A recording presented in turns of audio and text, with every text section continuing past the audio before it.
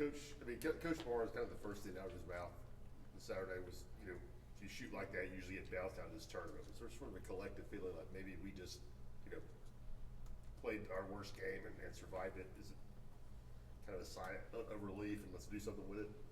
Yeah, not to sound combative at all here, Rob. I think what people think is when you shoot it well, you play really well. We obviously shot it really poorly, but we played well, and we defended really well, and we rebounded the basketball. So I think what makes Coach most proud, our team and our guys of themselves, is that they know we can win games when we don't shoot the basketball. Let's not even say at a high level. We didn't even shoot it at a decent level, right? But we had good looks for the most part. These are shots we're going to take.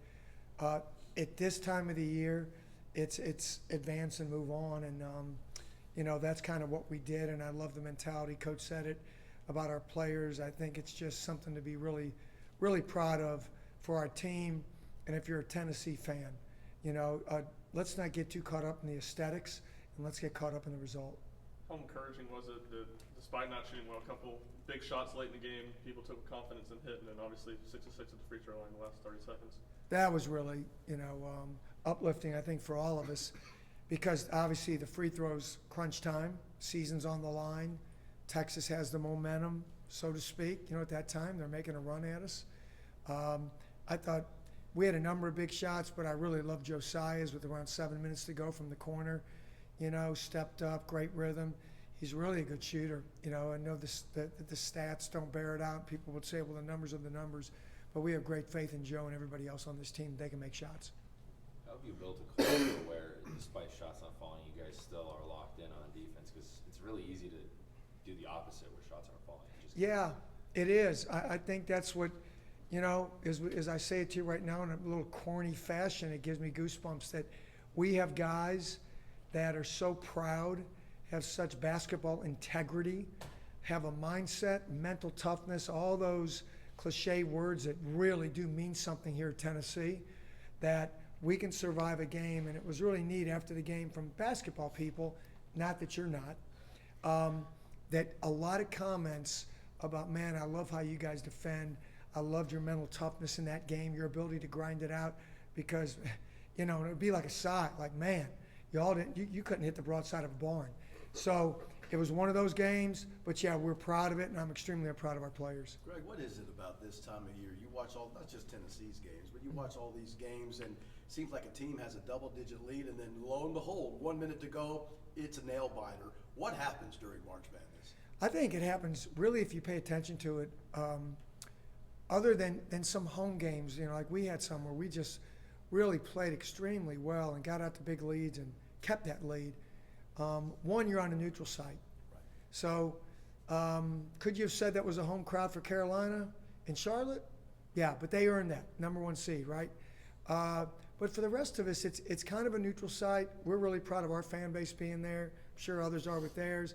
So I think on a neutral site game, you're going to have maybe a little bit more of the ebbs and flows of a game. Teams are going to make runs. These teams did not get here without being competitive and mature.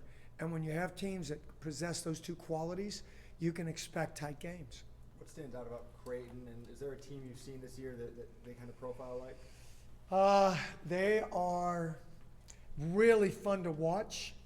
I'm not going to use that term to play, but we're looking forward to it. It is a great challenge for us. I would say that we have Alabama in our league. Creighton is a top 4 team in offensive efficiency.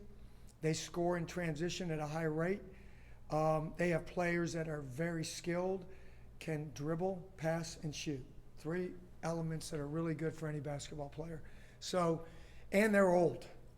They're really old, which means that, they understand how to make adjustments. So if we take something away, I would imagine they're going to have a good counter to it. Coach, on the other side, they have some weird numbers that jump out at you. They don't foul a lot, and they make teams take a lot of mid-range shots, or they chase a lot of three-point line. How do you guys not get caught into that trap? Play like they would. Well, I don't know that it's a trap. I think that all teams have to identify how they're going to attack any defense, including Creighton's. And when you have a 7'1", 270-pound guy in there, and you feel like you can guard on the perimeter and zone him up, so to speak, let him play in a drop fashion, we call it, it's been very effective for them. They've ranked in the top 25 all year defensively. They are good defensively. They're smart. They keep the ball in front of them, and when they don't, they have the big fella back there to clean it up. So they do present some challenges. It will be different, but I am confident in our guys, that we will figure out a way, and Coach will figure out a game plan for this. And it all comes down to, look, if we get looks and we anticipate that, we know it'll be hard, but if we execute, we get good looks, we got to make them. What do you hope this core learned about being in the same situation a season ago? Number one, it's nice to have Zakai here, back healthy. Number two, just what it takes. I think in that game, you guys correct me, against Florida Atlantic, we got out to a pretty good lead for what that would be. But that you can't rest. You have to go from play to play to play. You have to understand there's sequences within the game. You have to be at a high level, have a high level of concentration, make your runs longer than theirs. What's the challenge of defending a team that's got 3 guys that are just so potent scoring? You can't just take one guy away. 4. So, Coach asked me the other day, how many shooters they have on the court? Pretty much everybody they put out there. 3 guys that are very potent. They have 3 guys, which is unusual. That I don't know exactly their numbers, but they average over 17 a game. They also play high minutes. I think that's a little bit unique. That they've got guys averaging between 36 and 39 minutes a game. I know they just had the double overtime game, so that would pump that number a little bit. But they have basically played with a short bench all year. Those guys are in great condition. They're smart. I'll say this in a complimentary way. When you have older players, they learn where to rest during the game. Their guys understand that, but they also compete at a high level. The challenge is to be there on the catch. They run great actions. They have a big they can score it with inside. Very few teams have that.